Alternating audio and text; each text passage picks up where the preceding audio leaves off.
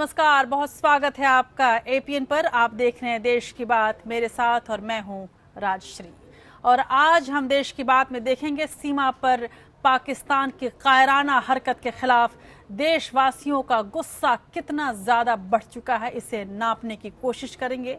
लोग पाकिस्तान को सबक सिखाने की मांग कर रहे हैं। इस बीच देवरिया के शहीद प्रेम सागर की बेटी ने अपने पिता के सर के बदले 50 पाक सैनिकों के सर की मांग की है। ऐसे में हम बताएंगे कि मोदी सरकार के सामने अब कौन से विकल्प खुले हैं। साथ ही दिखाएंगे आपको अन्य खबरों में यूपी में सरकारी ठेकों में राजनीतिक रसूख को खत्म करने के योगी सरकार ने कौन से कदम उठाए हैं और ये कदम कितने कारगर होंगे, इसे जांचने मापने की कोशिश करेंगे।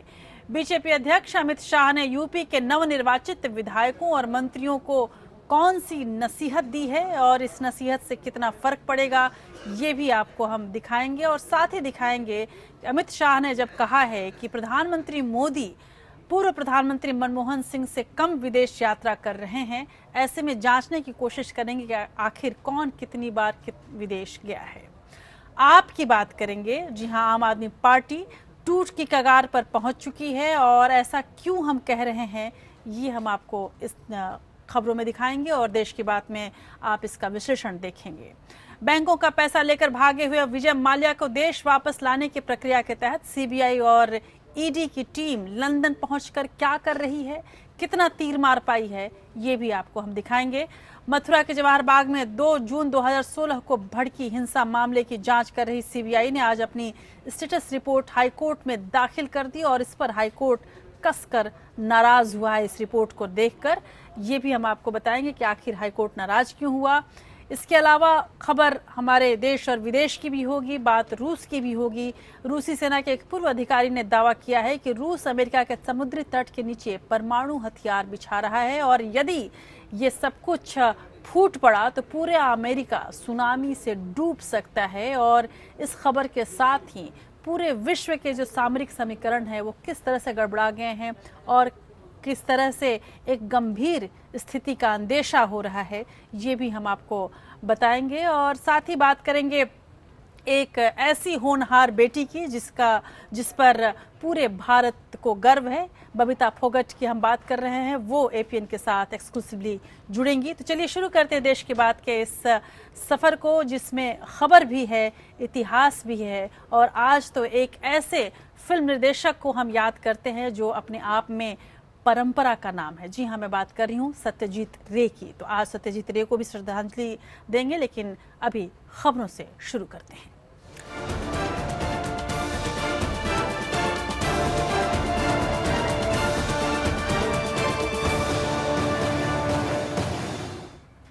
एलओसी पर पाकिस्तान के हमले का भारतीय सेना ने मुंहतोड़ जवाब दे दिया है। सेना ने पाक सेना के उन चौकियों को ध्वस्त कर दिया है जहां घुसपैठियों को कवर दिया गया था। पाकिस्तान की बॉर्डर एक्शन टीम ने सीज फायर का उल्लंघन करते हुए सोमवार सुबह रॉकेट लॉन्चर और मोर्टार से भारत पर हमला किया था, जिसमें 2 जवान हमारे शहीद हो गए थे और उनके शव को पाकिस्तानियों ने क्षत विक्षत कर दिया था। इसके बाद देर शाम भारत ने पाकिस्तान को उसके ही अंदाज में कड़ा जवाब दिया है। पाकिस्तान के इस कायराना हरकत से देशवासियों में गुस्सा है और लोग एक और बड़ी सर्जिकल स्ट्राइक की मांग कर रहे हैं। सवाल ये है कि क्या सरकार पाकिस्तान के खिलाफ कोई बड़ा फैसला लेगी या महज जुमलेबाजी में बात खत्म हो जाएगी। लेकिन ऐसा लगता नहीं है, क्योंकि आज अरुण जेटली ने रिपोर्ट दी है प्रधानमंत्री मोदी को जो स्थिति है उसकी, और इसके बाद ऐसी उम्मीद की जा रही है कि भारत इस पूरे मसले पर कड़ा फैसला ले सकता है।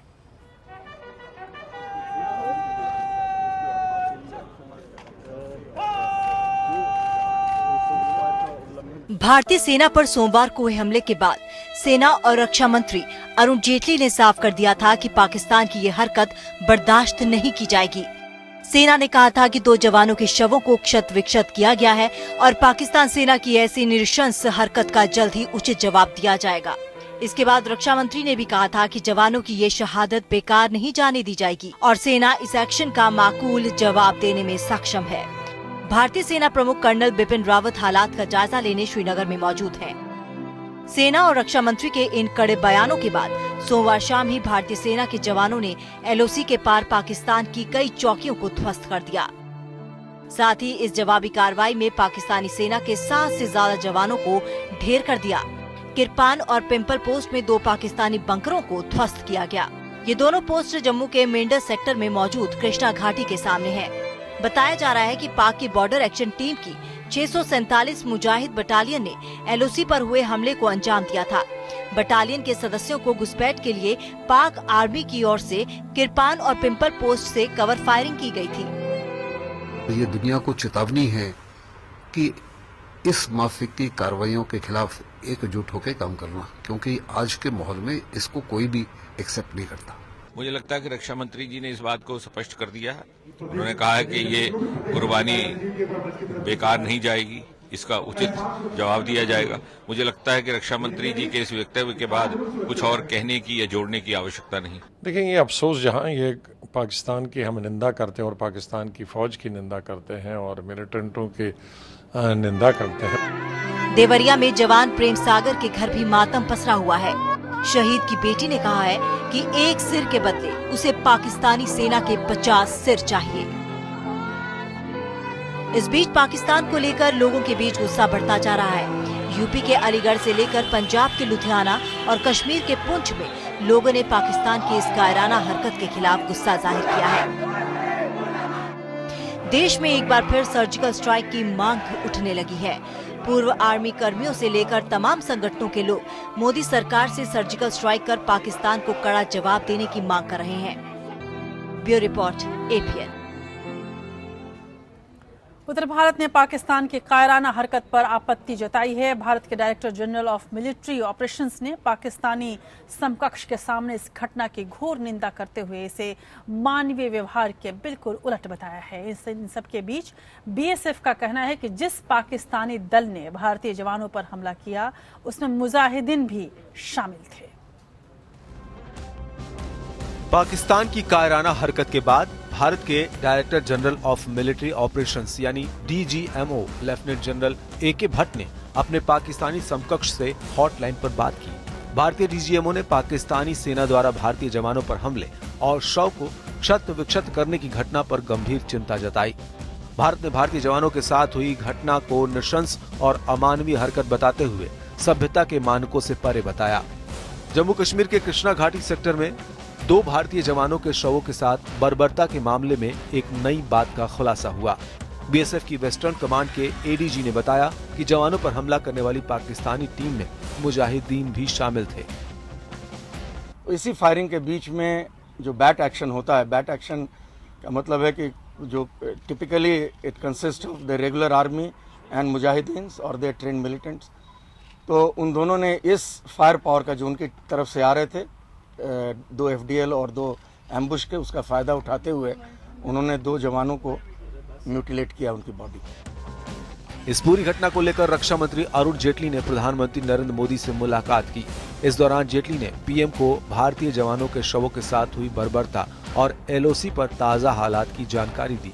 शहीदों के अपमान पर पूरा देश गुस्से में है, तो वहीं जब पाकिस्तानी उच्चायुक्त अब्दुल बासित से इस बारे में पूछा गया तो वो अपनी जवाबदेही से मुंह छिपाते हुए बिना कुछ बोले चलते बने।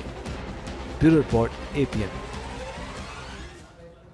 लेकिन सैनिकों की शहादत पर सियासत देश में नई बात नहीं है। जब जब देश की रक्षा के लिए सीमा पर जवान शहीद होते हैं तब तब देश में नेता उनकी शहादत पर राजनीति करते नजर आते हैं। एक ऐसा ही वाकया बुलंदशहर में हुआ, जहां सुकमा में नक्सल हमले के घायल शेर मोहम्मद के स्वागत में बीजेपी विधायक गाजे बाजे के साथ पहुंच गई। एक और मामले में पूर्व मुख्यमंत्री अखिलेश यादव कश्मीर घाटी में हुए आतंकी हमले में शहीद कैप्टन आयुष यादव के घर पर पहुंचे तो सपा समर्थकों ने जमकर नारेबाजी की।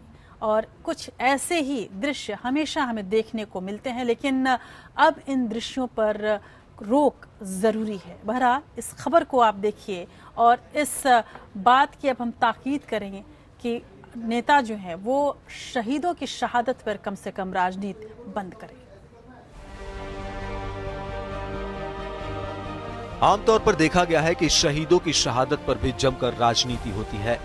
नेता लोग पार्टी कार्यकर्ताओं के साथ लंबी लंबी गाड़ियों के काफिले में शहीद के परिजनों से मिलने शोक संतप्त परिवार के यहाँ पहुंच जाते हैं। वहां उनका मुख्य मकसद अपनी राजनीति चमकाना होता है। अब तो शहीद के परिवार को दिए गए मुआवजे पर भी सियासत होती है। हर राजनीतिक दल की कोशिश होती है कि शहीद के परिवार के लिए दूसरे दलों से ज्यादा मुआवजे का ऐलान किया जाए। हद तो तब हो जाती है जब शहीदों को जाति के नाम पर बांटा जाता है। अब तो शहीद भी प्रदेशों और जातियों की धरोहर बना दिए गए हैं। श्रीनगर के कुपवाड़ा में हुए आतंकी हमले में यूपी के कैप्टन आयुष यादव देश के लिए शहीद हो गए। प्रदेश के पूर्व मुख्यमंत्री और समाजवादी पार्टी के अध्यक्ष अखिलेश यादव शहीद कैप्टन के परिवार को सांत्वना देने कानपुर उनके घर पहुंचे, लेकिन परिजनों से मिलकर लौटने के बाद अब अखिलेश को परिवार और पड़ोसियों की नाराजगी झेलनी पड़ रही है। पड़ोसियों और परिवार वालों का कहना है कि अगर अखिलेश यादव को शहीद के सम्मान में अपनी मौजूदगी दर्ज करानी थी तो अकेले आते, अपने साथ इतनी ज्यादा भीड़ क्यों ले आए। अखिलेश यादव जब शहीद के घर पहुंचे तो उनके माँ बाप पहले से वहां मौजूद सेना से भेजे गए कर्नल से बातचीत में व्यस्त थे, जिसके चलते अखिलेश को इंतजार करना पड़ा।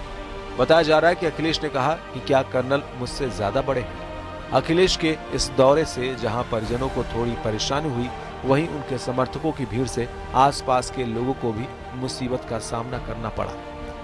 इसी तरह जब छत्तीसगढ़ के सुकमा में हुए नक्सली हमले में घायल जवान शेर मोहम्मद के गांव जब स्थानीय बीजेपी विधायक विमला सोलंकी बैंड बाजे के साथ पहुंची तो उनके आने पर समर्थकों ने पूरे गांव में पटाखे छोड़े।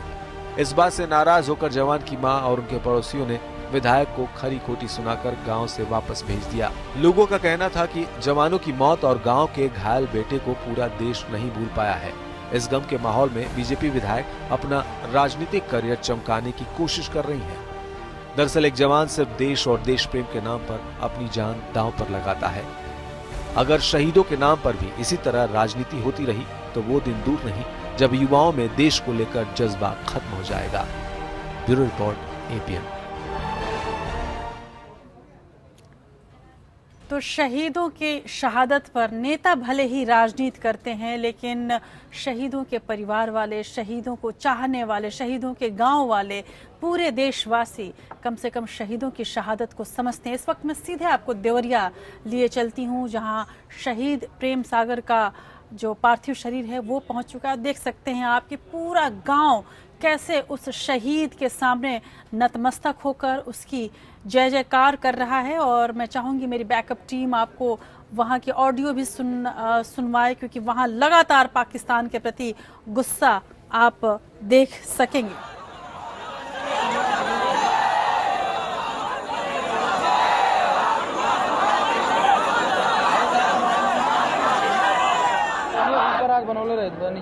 पाकिस्तान मुर्दाबाद के नारे वहां लगे।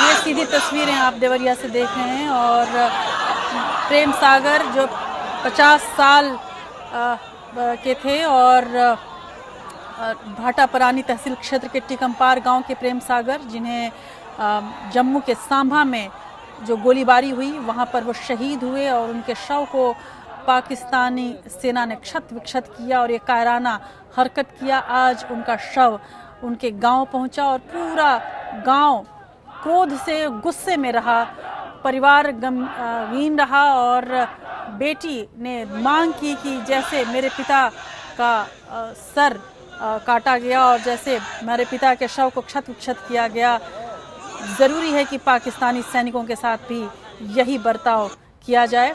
आंखों से बहते आंसुओं के बीच परिजन को इस बात का गर्व भी है कि उनका सपूत देश की रक्षा में शहीद हुआ है। प्रेम सागर की पत्नी ने कहा कि मुझे मेरे पति पर गर्व है।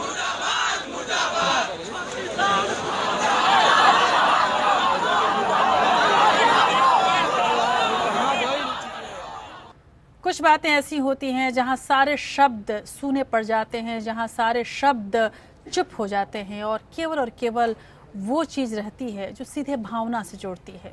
शहीदों की शहादत सीधे तौर पर भावना से जुड़ी हुई चीज़ है, जहां देश प्रेम सबसे सर्वोपरि होता है, जहां बाकी सब कुछ पीछे छूट जाता है और जहां कुछ कहा या सुना नहीं जा सकता सिवाय इसके इस शहादत की कीमत आखिर क्या हो सकती है। इन शहीदों को याद करते हुए हमें ये भी नहीं भूलना चाहिए कि हमारे देश की जो अब तक की राजनीति रही है वो ऐसी रही थी जो शांति प्रिय रही है। अब जिस तरह से हमें पड़ोसी देशों से बार बार उकसाया जा रहा है, ऐसे में ज़रूरी है कि हम अपने तमाम विकल्प तलाशें। पाकिस्तान की सेना के बार बार सीज फायर का उल्लंघन और आतंकी हमलों के बाद देश में पाक के खिलाफ ठोस कार्रवाई करने की मांग जोर पकड़ रही है।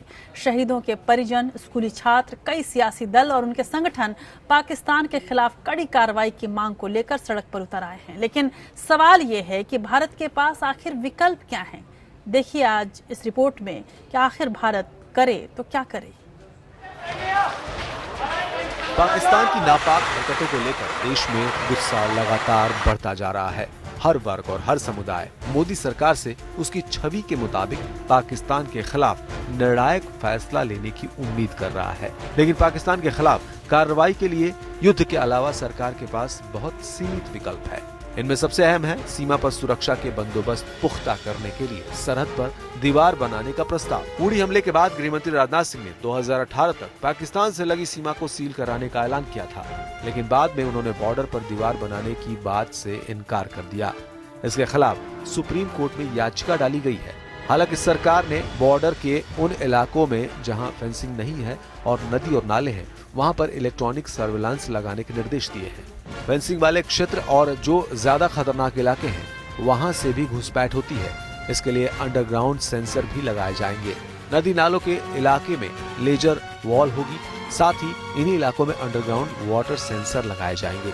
सीमा के आसपास इलेक्ट्रो ऑप्टिक सेंसर लगाए जाएंगे। घुसपैठ रोकने के लिए माइक्रो एरोस्टेट बैलून भी लगाए जाएंगे। लेकिन ये स्पष्ट नहीं है कि इसके लिए कोई समय सीमा निर्धारित भी की गई है। सीधी लड़ाई को टालने के लिए कूटनीतिक विकल्प भी सरकार के पास मौजूद है, जिनमें से एक पाकिस्तान को आतंकी देश घोषित करना। सरकार पाकिस्तान को आतंकी राष्ट्र घोषित करने, उसे अलग थलग करने का अभियान चला सकती है। भारत के पास पाकिस्तान से मोस्ट फेवर्ड नेशन का दर्जा छीनने का भी विकल्प खुला है। पाकिस्तान को आर्थिक रूप से चोट पहुंचाने के लिए भारत से व्यापार और वीजा पर रोक लगाकर भी उसे सबक सिखाया जा सकता है। पाकिस्तान के छद्म युद्ध का जवाब भी उसी की भाषा में देने का भी रास्ता भारत के पास है।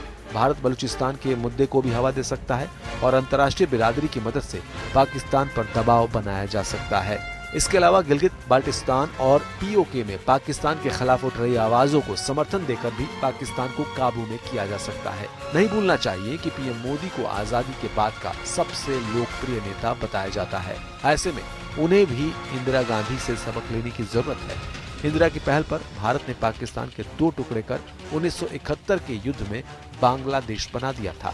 पाकिस्तान के छद्म युद्ध को जवाब देने के लिए सबसे जरूरी है जम्मू कश्मीर में बह रही अलगाववाद की आंधी को रोकना, क्योंकि जम्मू कश्मीर के भीतर से मिल रहे समर्थन से भी पाक के हौसले बुलंद हो रहे हैं। सरहद पर मुआयने के लिए आए पाक सेनाध्यक्ष ने फिर दोहराया कि वो कश्मीर के आंदोलन को समर्थन देते रहेंगे।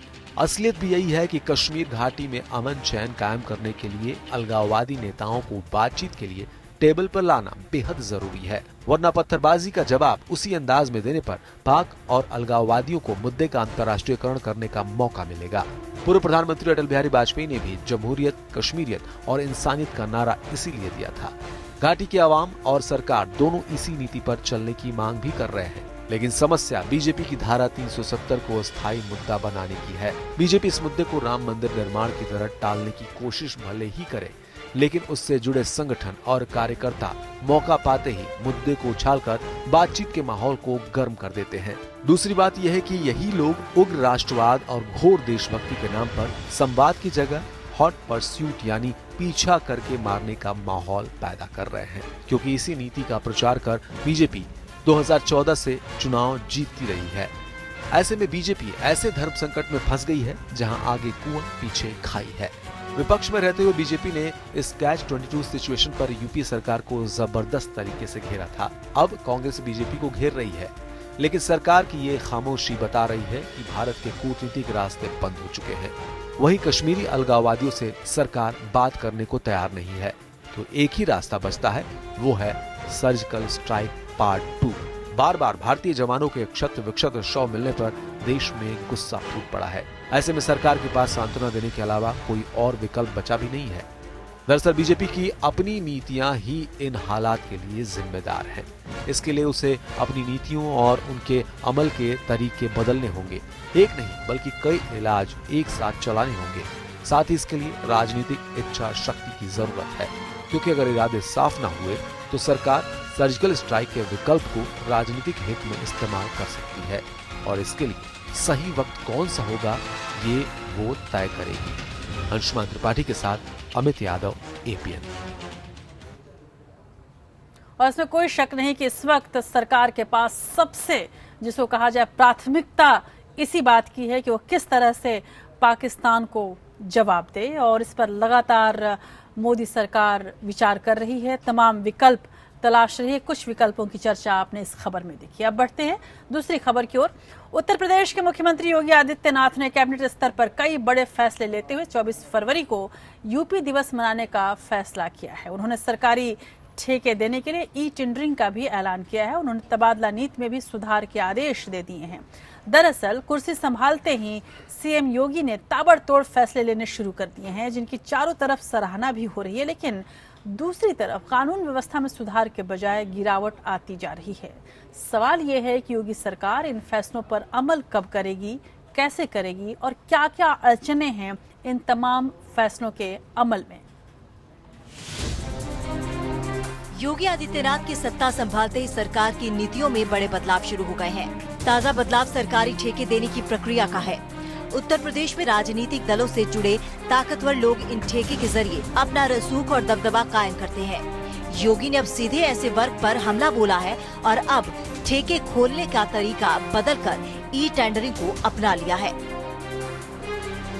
जितने भी प्रशासनिक विभाग हैं और शासकीय विभाग हैं, उनके अंदर अब ये बाध्य किया जा रहा है कि मैनुअल जो टेंडरिंग का प्रोसेस था वो खत्म होएगा और पारदर्शिता और प्रतिस्पर्धा को आगे बढ़ावा दिया जाएगा, और इसलिए ई टेंडरिंग और ई प्रोक्योरमेंट की व्यवस्था लागू की जाएगी।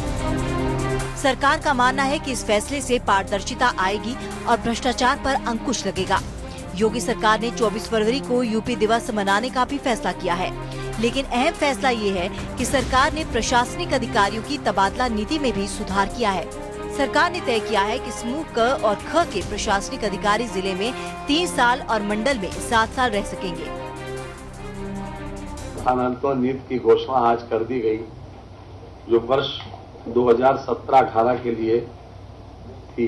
इस स्थानांतरण सत्र 17-18 में जनपद में 3 वर्ष और मंडल में 7 वर्ष पूर्ण करने वाले समूह का एवं खा के अधिकारियों के स्थानांतरण किए जाने का प्रावधान किया जा रहा है।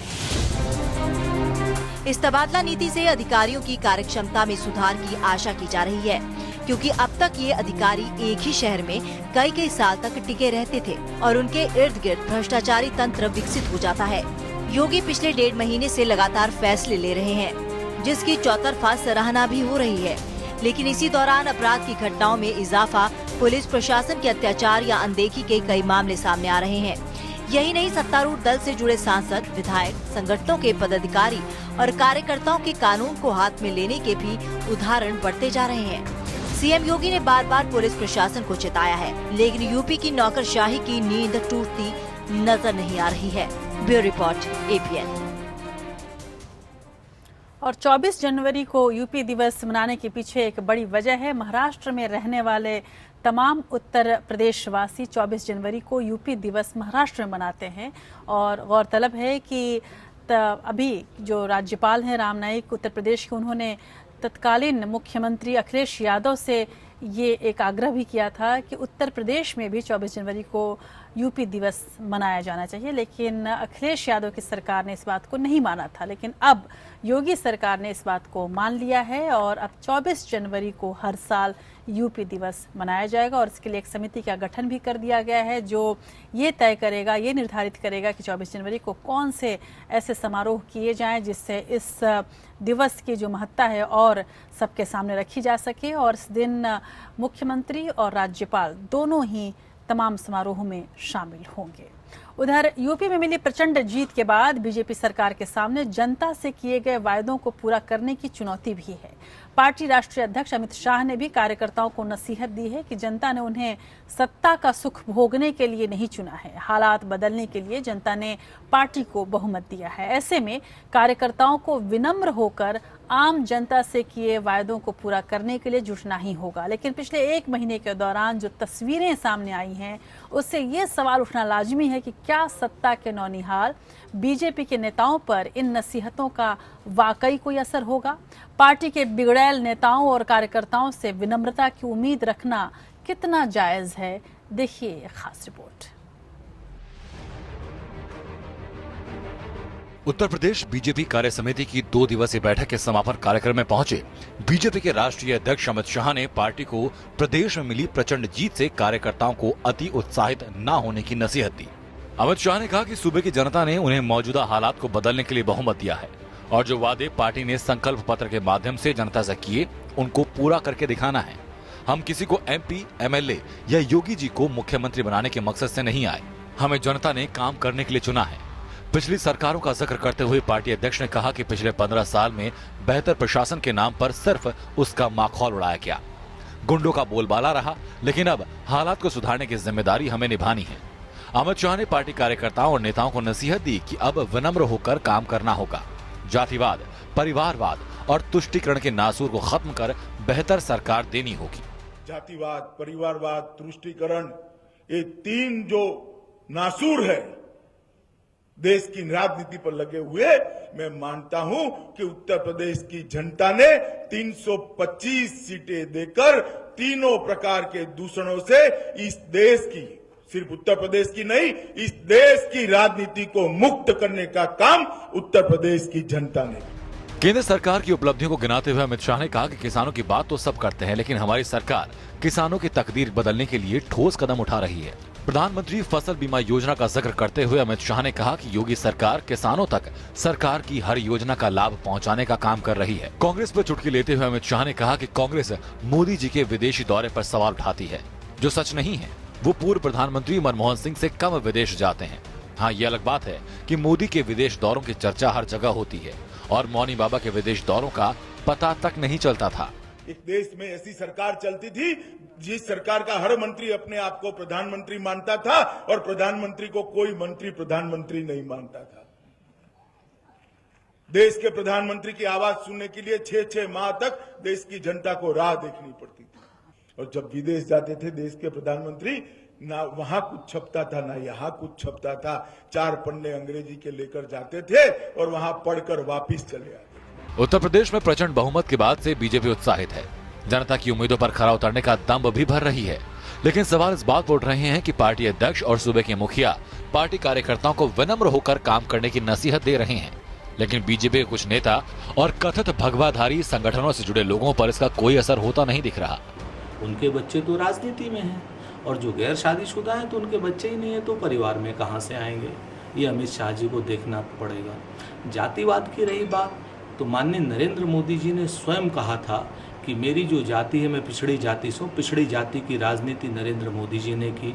संघ हमेशा तुष्टीकरण की राजनीति करता है, जातिवाद की राजनीति करता है। और बाकी जो मुद्दों की बात इन्होंने जब कही है, तो ये जो सारी चीज़ें हैं इन पर अमित शाह जी कहे नहीं, अपनी ही पार्टी से स्वच्छता अभियान की शुरुआत करें। सत्ता के नशे में चूर ऐसे ही कुछ नेता तमाम नसीहतों के बाद भी सरकार की किरकिरी कराने का कोई मौका नहीं छोड़ रहे। ऐसे में परिवारवाद, जातिवाद और तुष्टीकरण की राजनीति को खत्म करने का राग अलापने वाली बीजेपी को यह समझना होगा कि पार्टी के भीतर ऐसे कई नेता हैं जिनके परिवार के दूसरे लोग भी सक्रिय राजनीति में हैं। ब्यूरो रिपोर्ट के साथ अक्षय सिंह गौर, APN। उधर दिल्ली के MCD चुनाव में हार के बाद आम आदमी पार्टी में अंदरूनी कलह सतह पर आ गई है। पहले कुमार विश्वास ने जहां विधायक अमानतुल्लाह खान के मुद्दे पर पार्टी नेतृत्व पर हमला बोला, वहीं इसके ठीक बाद दिल्ली के डिप्टी CM मनीष सिसोदिया ने भी मीडिया के सामने आकर कुमार विश्वास को नसीहत दे डाली। सिसोदिया ने भी इशारों में विश्वास पर बीजेपी को फायदा पहुंचाने का आरोप लगाया। यानी अब तक जो लड़ाई कुमार विश्वास बनाम अमानतुल्लाह के बीच दिख रही थी, वो लड़ाई अब कुमार विश्वास बनाम अरविंद केजरीवाल का रुख अख्तियार करती नजर आ रही है। और इसी बीच कुमार विश्वास ने APN से स्पष्ट किया कि मैं किसी भी वक्त कोई भी फैसला ले सकता हूं। मैं अंदर से बहुत दुखी हूं। एमसीडी चुनाव में मिली हार ने आम आदमी पार्टी को अंदर तक झकझोर दिया है। हार के बाद पार्टी के अंदर जारी कलह सतह पर आ गई है और इसे रोकने की सारी कवायद बेकार साबित हो रही है। बड़ा सवाल ये है कि क्या आम आदमी पार्टी टूट के कगार पर पहुंच गई है? ये सवाल इसलिए उठ रहा है क्योंकि कुमार विश्वास पर बीजेपी के एजेंडे को आगे बढ़ाने का आरोप लगाने वाले ओखला से विधायक अमानतुल्लाह खान ने आपकी पीएसी से इस्तीफा दे दिया है। अमानतुल्लाह ने पार्टी नेता कुमार विश्वास को बीजेपी और संघ का एजेंट बताया था। उन्होंने आरोप लगाया था कि कुमार विश्वास आपको तोड़ना चाहते हैं। कुमार विश्वास भी आपकी पीएसी के सदस्य हैं।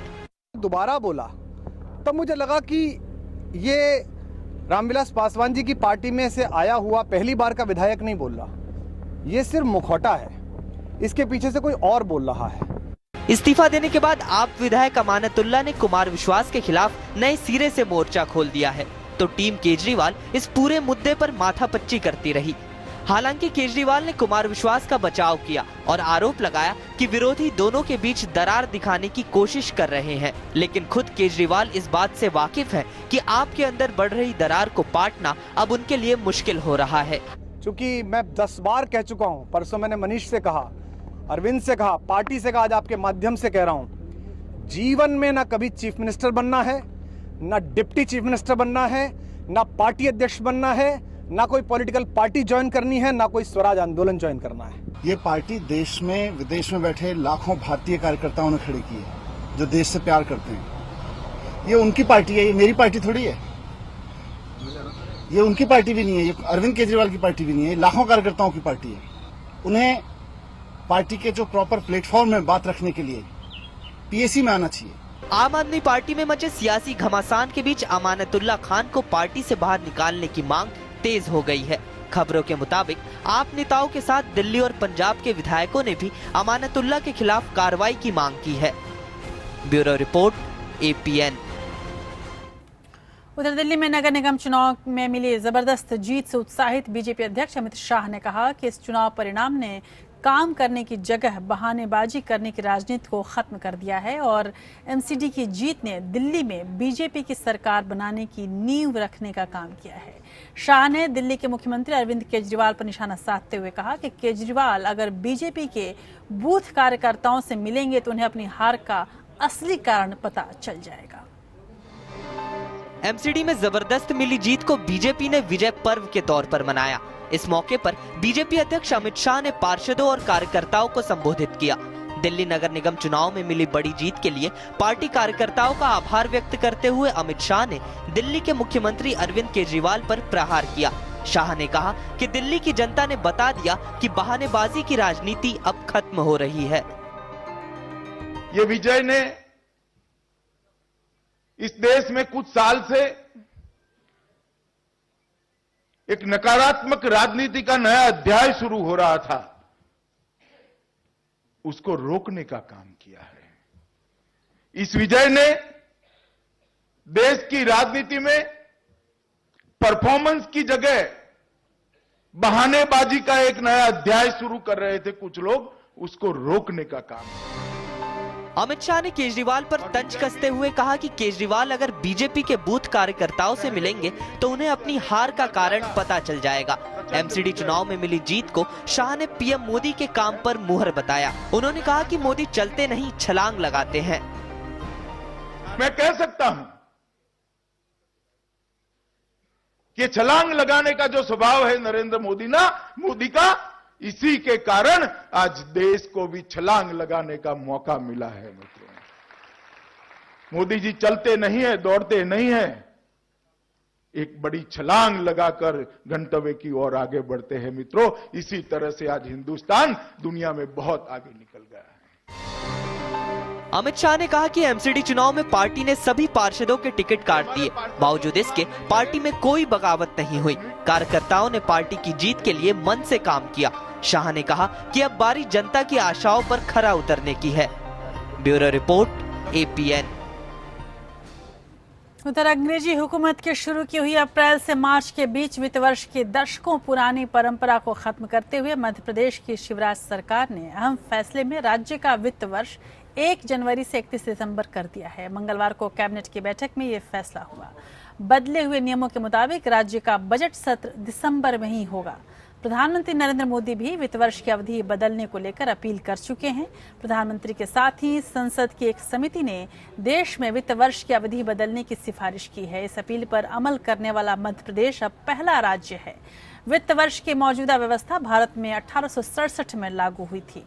इसका मुख्य उद्देश्य भारत के वित्त वर्ष को ब्रिटेन सरकार के वित्त वर्ष के साथ मिलाना था। 1867 से पहले भारत में वित्त वर्ष 1 मई से शुरू होता था और अगले साल 30 अप्रैल को समाप्त होता था। और प्रधानमंत्री मोदी इस बात का स्पष्ट आशय कर चुके हैं कि क्यों ना वित्त वर्ष को जनवरी से दिसंबर कर दिया जाए। और अब ऐसा लगता है कि जिस तरह से मध्य प्रदेश सरकार ने इस दिशा में अपना पहला कदम उठाया है, आने वाले दिनों में आप देख सकेंगे कि कई अन्य जो राज्य सरकारें हैं वो भी अपना वित्त वर्ष बदलेंगी। और यदि ऐसा होता है तो केंद्र सरकार भी गंभीरतापूर्वक वित्त वर्ष को बदलने पर विचार करेगी।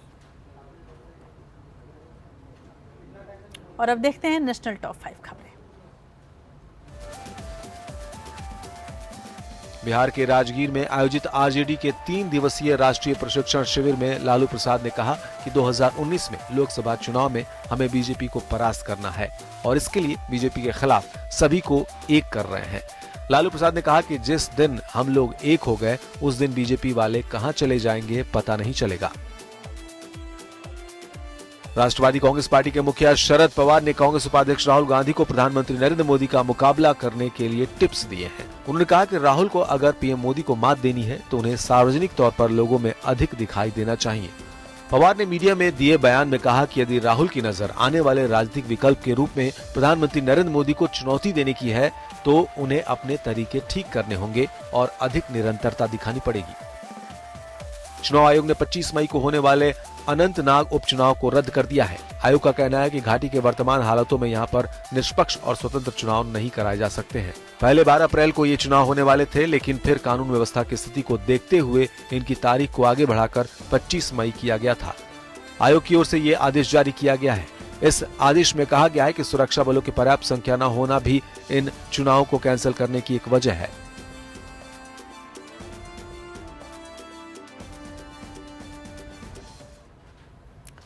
और अब एक बड़ी खबर आपको दे दें। 100 ग्राम दही की कीमत 972 रुपये, तेल का दाम 1253 रुपये प्रति लीटर। ये कीमतें सुनकर एक बार आप हैरत में पड़ जाएंगे कि इतनी महंगाई आ गई है। कहीं हम आने वाले भविष्य की महंगाई के बारे में तो बात नहीं कर रहे हैं, लेकिन ये सुनकर आपको जोर का झटका लगेगा कि ये कीमतें आज की ही हैं और वो भी 100% सच हैं। आरटीआई के तहत मिली जानकारी के मुताबिक भारतीय रेलवे के सेंट्रल रेलवे कैटरिंग डिपार्टमेंट में ये घोटाला सामने आया है, जहां पर दही की कीमत 972 रुपये है, तेल की कीमत 1200 से ज्यादा है और ऐसे ही तमाम अन्य सामानों की कीमतें आसमान छू रही हैं। ऐसा क्यों हुआ है, देखिए इस रिपोर्ट में। रेलवे में सुविधा के नाम पर तो अब तक कुछ खास नजर नहीं आया, लेकिन इसके नाम पर मलाई काटने वालों की जरूर चांदी है। आरटीआई के तहत मिली एक जानकारी के मुताबिक भारतीय रेलवे के सेंट्रल रेलवे कैटरिंग डिपार्टमेंट में दही 972 रुपए प्रति 100 ग्राम और तेल 1253 रुपए प्रति लीटर की दर से खरीदा गया। सेंट्रल रेलवे कैटरिंग डिपार्टमेंट ने इन चीजों को उन पर लिखे अधिकतम विक्रय मूल्य यानी एमआरपी से कई गुना ज्यादा की दर पर खरीदा। आरटीआई से मिली जानकारी के मुताबिक मार्च 2016 से 58 लीटर रिफाइंड तेल 72,034 रुपए यानी 1,241 रुपए प्रति लीटर की दर से खरीदा गया, जबकि टाटा नमक के 150 पैकेट 2,670 रुपए यानी 49 रुपए प्रति पैकेट की दर से खरीदे गए। पानी की बोतल और कोल्ड ड्रिंक की खरीद 59 रुपए प्रति बोतल की दर से की गई। इसी तरह रेलवे ने चिकन, अरहर दाल, मूंग दाल, बेसन और टिश्यू पेपर को भी बाजार भाव से काफी अधिक दर पर खरीदा। 570 किलो अरहर की दाल 89,610 रुपए यानी 157 रुपए प्रति किलो के हिसाब से खरीदी गई। 650 किलो चिकन 1,51,586 रुपए यानी 233 रुपए प्रति किलो की दर से खरीदा गया। इसी तरह 148.5 किलो मूंग दाल की खरीद 89,610 रुपए यानी 157 रुपए प्रति किलो के हिसाब से की गई। तो 178 पानी और कोल्ड ड्रिंक्स के बॉक्स 1,06,031 रुपए यानी 59 रुपए प्रति बोतल के दर से खरीदे गए। आरटीआई से मिली जानकारी के बाद अब मामले की जांच कराने की बात कही जा रही है, लेकिन सवाल ये है, जब इतना कुछ हो रहा था तब रेलवे प्रशासन हाथ पर हाथ धरे क्यों बैठा रहा? रेलवे को हो रहे घाटे की बात हर मंच पर होती है, लेकिन इस घाटे के पीछे के कारणों की तह में जाने की कोशिश अब तक नहीं की गई। Bureau report, APN. Vijay Mallya को देश वापस लाने के लिए सीबीआई और ईडी यानी इन्फोर्समेंट डायरेक्टरेट ने मंगलवार को लंदन का प्रवास किया। माल्या पर स्टेट बैंक ऑफ इंडिया समेत देश के 17 बैंकों के करीब 9,500 करोड़ रुपए बकाया हैं। 3 महीने पहले भारत छोड़कर भागे माल्या को ब्रिटेन में हाल ही में गिरफ्तार किया गया, लेकिन उन्हें तुरंत जमानत भी मिल गई। स्कॉटलैंड यार्ड ने उसे वेस्टमिंस्टर मजिस्ट्रेट कोर्ट में पेश किया था, लेकिन कोर्ट ने गिरफ्तारी के 3 घंटे बाद ही माल्या को 4.5 करोड़ रुपए के बॉन्ड पर जमानत दे दी थी। अब सीबीआई और ईडी की टीम वहां पर क्या कुछ कर पाएगी, देखिए इस रिपोर्ट में।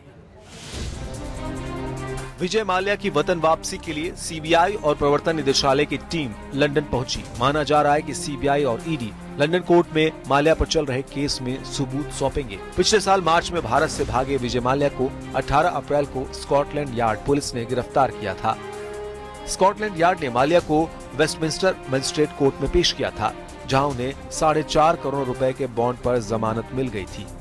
विजय माल्या पर स्टेट बैंक ऑफ इंडिया समेत देश के 17 बैंकों का 9,432 करोड़ रुपए बकाया है। भारत ने बैंकों के कर्जदार माल्या को लौटाने की ब्रिटेन से फरवरी में गुजारिश की थी। इसी के बाद ये कार्रवाई हुई थी। माल्या पिछले साल 2 मार्च को देश छोड़कर लंदन भाग गए थे।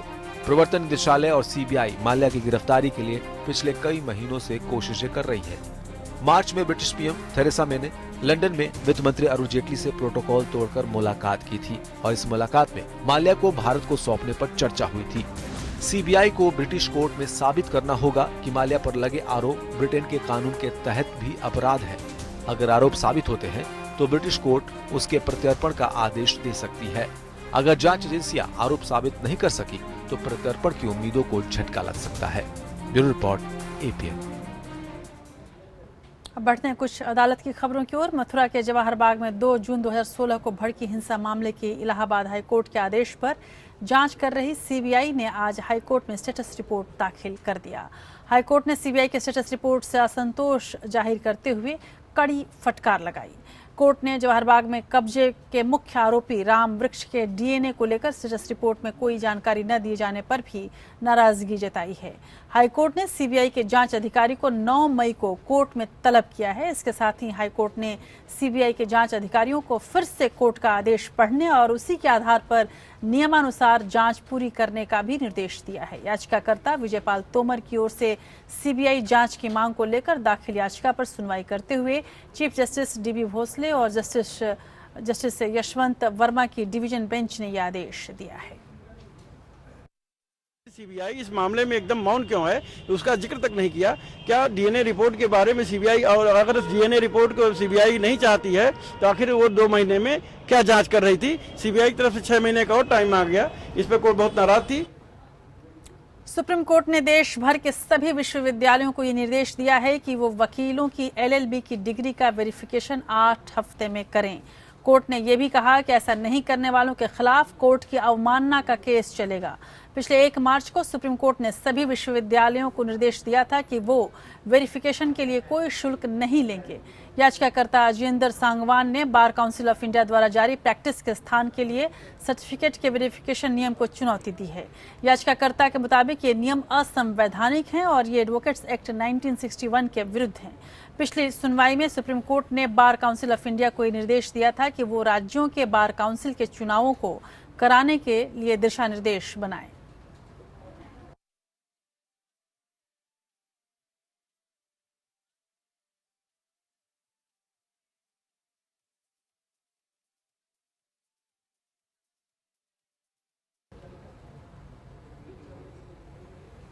और अब एक ऐसी खबर जिससे पूरे भारत को गर्व होता है। कुश्ती की दुनिया में बबीता फोगट का नाम किसी परिचय का मोहताज नहीं है। हरियाणा के छोटे से गांव से निकलकर विश्व पटल पर देश का नाम रोशन करने वाली बबीता फोगट युवाओं और खासकर युवा लड़कियों के लिए प्रेरणा का स्रोत हैं। उन्होंने अंतर्राष्ट्रीय स्तर पर कई सफलताएं हासिल की हैं। बबीता का बचपन संघर्ष में बीता है, लेकिन आज वो जिस मुकाम पर हैं वो उनके उसी संघर्ष को प्रदर्शित करता है। और बबीता से आगे हम लाइव जुड़ेंगे भी, लेकिन इसके पहले बबीता का क्या योगदान रहा है भारतीय खेल में और खासकर लड़कियों के लिए, आप देखिए इस खास रिपोर्ट में। पहलवान बबीता फोगाट जितनी फुर्तीली कुश्ती के अखाड़े में है, उतना ही सरोकार देश से जुड़े तमाम मुद्दों पर भी रखती हैं। हरियाणा के भिवानी जिले की रहने वाली महिला पहलवान बबीता फोगाट ने राष्ट्रीय और अंतर्राष्ट्रीय स्तर पर कई पदक जीते हैं। 2014 में स्कॉटलैंड के ग्लासगो में आयोजित कॉमनवेल्थ गेम्स में बबीता ने 55 किलोग्राम भार वर्ग में फ्री स्टाइल कुश्ती में कनाडा की महिला पहलवान को हराकर स्वर्ण पदक जीता था। इसके अलावा उन्होंने 2010 कॉमनवेल्थ गेम्स में सिल्वर मेडल जीता था।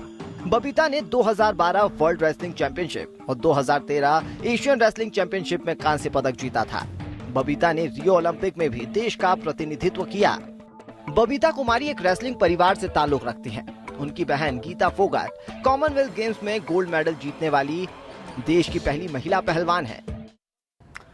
और बबीता हमारे साथ सीधे तौर पर जुड़ी हैं। बहुत बहुत स्वागत बबीता देश की बात में आपका। और मेरा पहला सवाल यही है आपसे कि देश की लड़कियों के लिए आप एक रोल मॉडल हैं, और ऐसे में कामयाबी की जिस पड़ाव पर आप हैं वहां खुद को कैसा फील करती हैं, कैसा लगता है आपको? देखिए, खुशी भी होती है बहुत ज़्यादा कि जो पहचान हमें बहुत पहले मिल जानी चाहिए थी वो आज एक दंगल की वजह से मिली, और ख़ासकर मेरे पेरेंट्स को, क्योंकि पहले लोग इतना नहीं जानते थे जितना अब दंगल मूवी आने के बाद जानने लगे। तो एक अलग ही खुशी होती है कि जब आपके सिग्नेचर ऑटोग्राफ में बदल जाते हैं तो सबसे बड़ी खुशी होती है। जाहिर सी बात है कि जब सिग्नेचर ऑटोग्राफ में बदलने लगे तो किसी भी लड़की को खुशी होगी और किसी भी खिलाड़ी को, किसी भी शख्स को खुशी होगी। लेकिन आपके कामयाबी का सफ़र जहां तक हमने चाहे फिल्मों के माध्यम से देखा हो, सुना हो, काफ़ी मुश्किल रहा है। आप किस तरह से लेंगी इसे? देखिए, बहुत ही मुश्किलें रही हैं। यानी कि अगर मैं बताना चाहूँगी तो शायद आप एक और दंगल लिख देंगे। जी जी। तो मुश्किलें अगर आप किसी भी मुकाम पे पहुँचते हैं जाते हैं तो हर जगह मुश्किलें आएंगी, और वो मुश्किलें पार करके ही हम अपने मुकाम या मंजिल तक पहुँचते हैं। जी बिल्कुल। बिना मेहनत के और बिना मुश्किलों के या कोई मंजिल मिल भी जाती है तो वो मंजिल भी किसी काम की नहीं, और मंजिल मिल भी गई तो मंजिल मिलने का मजा नहीं आता। बिल्कुल। और ऐसे में बबीता क्या समझा जाए कि कुश्ती आमतौर पर पुरुषों का बोलबाला रहा है, ऐसे में आपके पिताजी के लिए, आपके लिए कितना मुश्किल था ये पहलवानी में उतरने का फैसला? देखिए, मेरे पिता ने हमें हमेशा से ही धाकड़ बनाया है। जब से हमने जन्म लिया हमने यही सुना है कि हम बेटों से कम नहीं है।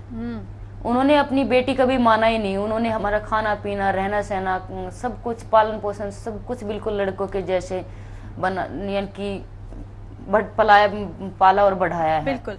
उन्होंने हमारे अंदर कभी ये डर नहीं डाला कि तुम लड़की हो, तुम घर से बाहर मत जाना, तुम लड़की हो, तुम घूंघट में रहोगे, तुम ये पहन के रहोगे, या तुम लड़की, ये हमें कभी एहसास नहीं कराया मेरे माँ बाप ने कि हम लड़कियां हैं। जी।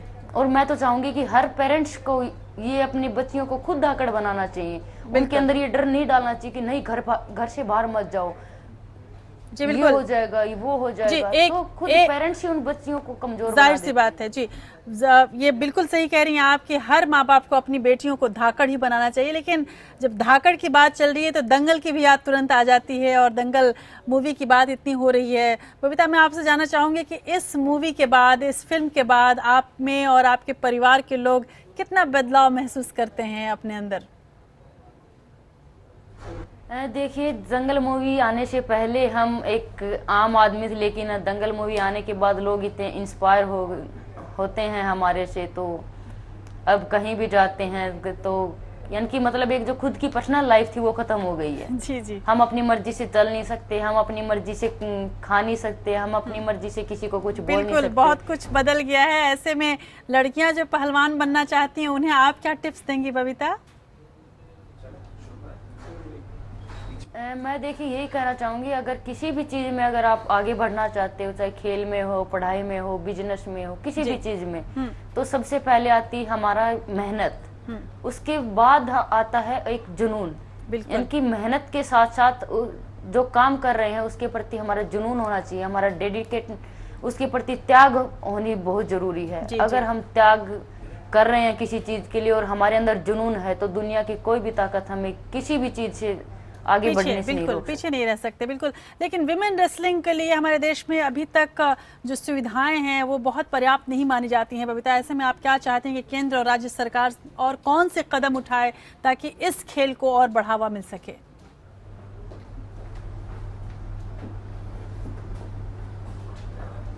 देखिए, मैं तो चाहूंगी कि हम चाहते हैं कि एक एकेडमी खोले हम, क्योंकि घर के ऊपर इतने पेरेंट्स अपने बच्चियों को लेके आते हैं।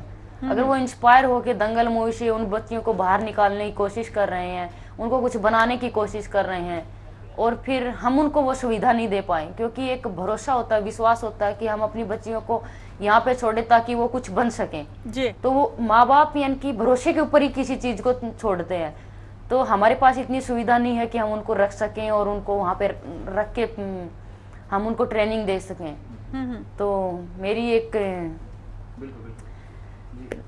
चलिए ये लगा लीजिए एक दरख्वास्त है, या फिर कोई भी कि अगर कोई भी अगर सरकार हेल्प करती है या कोई भी कॉरपोरेशन जगत अगर हेल्प करता है तो हम एक एकेडमी खोलना चाहते हैं ताकि आने वाले टाइम में हमें 1 या 2 मेडल का इंतजार ना करना पड़े।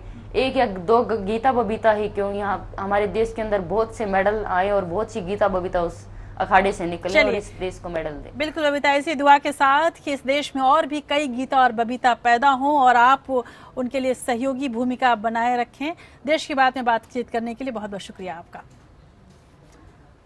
और बबीता के बाद अब आगे बढ़ते हैं कुछ अंतर्राष्ट्रीय खबरों की ओर और बात रूस की करते हैं। रूसी सेना के एक पूर्व कर्नल और सेना विशेषज्ञ ने सनसनीखेज दावा किया है। उसने एक रूसी अखबार को दिए इंटरव्यू में कहा कि रूस अमेरिका के समुद्री तट के नीचे परमाणु हथियार बिछा रहा है और काफी हद तक वो बिछा चुका है।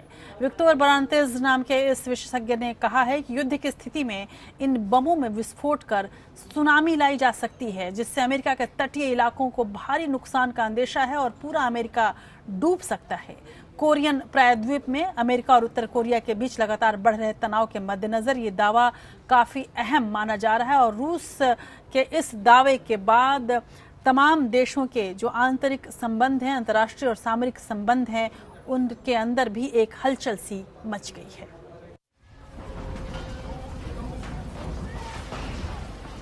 ये विनाशकारी तस्वीर बता रही है कि सुनामी किस तरह न्यूयॉर्क और मियामी को निगल सकती है और लाखों जिंदगियों को पलक झपकते ही मौत के मुंह में धकेल सकती है।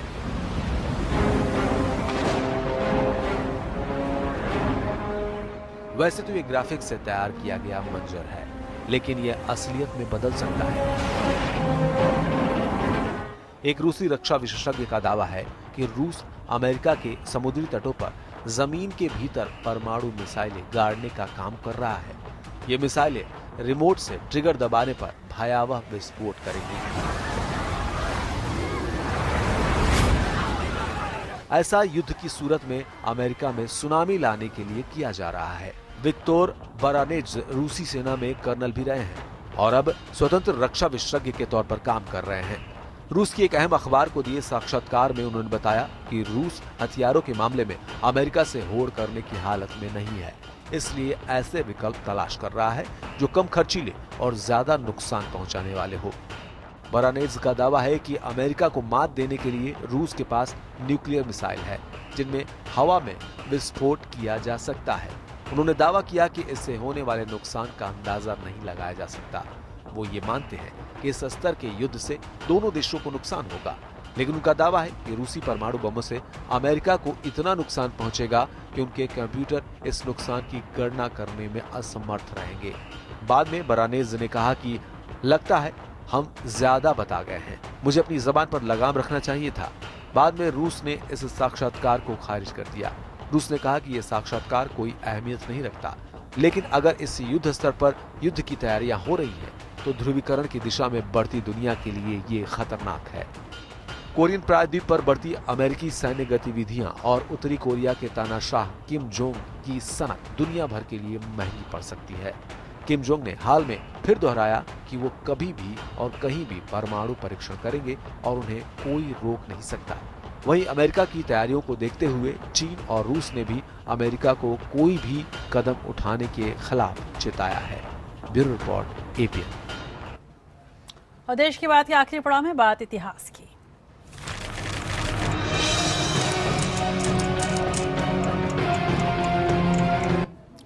दो मई 1921 में ऑस्कर से सम्मानित निर्माता निर्देशक सत्यजीत रे का जन्म हुआ था और 2 मई 1933 में जर्मनी में तानाशाह हिटलर ने ट्रेड यूनियनों पर बैन लगा दिया था।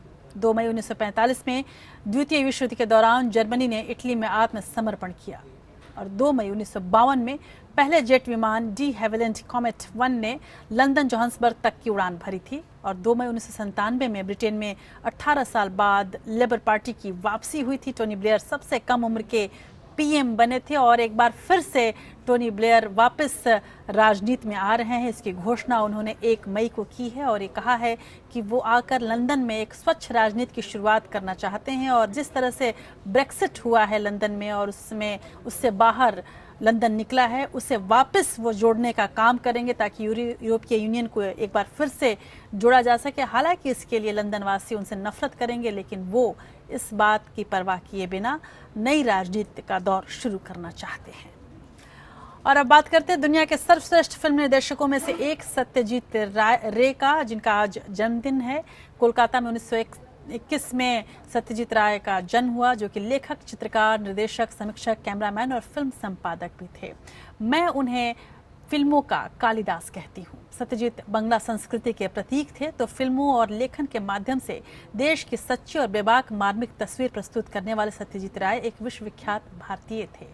सत्यजीत राय की खूबी थी कि वो तमाम चित्र संयोजन से, शॉट्स के संयोजन से, डायलॉग से, संवाद से एक ऐसी दुनिया की रचना करते थे जहां सब कुछ सच लगता था, सब कुछ वास्तविक लगता था, जहां फिल्म और सच्चाई के जो भेद हैं वो मिट जाते थे।